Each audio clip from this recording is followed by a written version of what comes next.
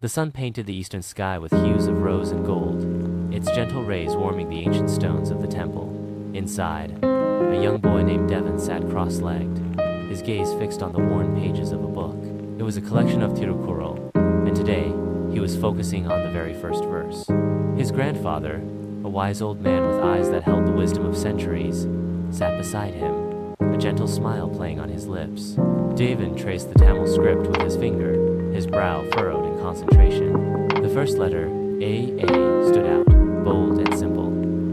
"Grandfather," Devin asked, his voice barely a whisper, "why does this letter, this all, seem so important?" The old man chuckled, a warm, comforting sound. He pointed to a blooming lotus flower in a nearby pond. "Look, Devin, see how this flower unfolds from a tiny bud. It has a beginning, a source. Everything does."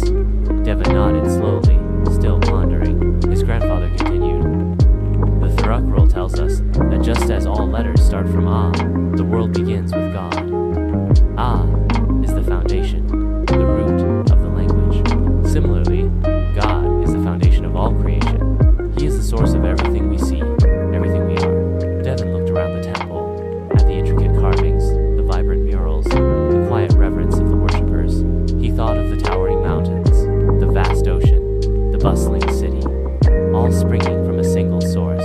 The concept began to take root in his young mind.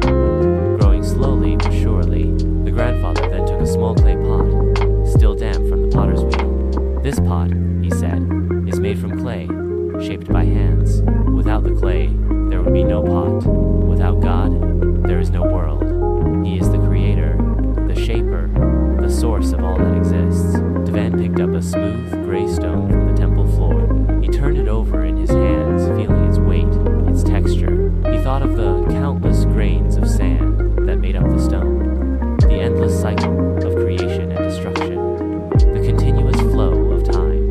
The first verse of Thiru Kural, the simple Ah, resonated within him, becoming a gateway to a deeper understanding. As the sun climbed higher, casting long shadows across the temple floor, Devin felt a profound sense of connection. He understood now, not just intellectually, but deep within his soul, the profound truth of the first Kural. The world, in all its complexity and beauty, was grounded in something far greater, something simple, yet infinitely vast, the divine source, the foundation of all.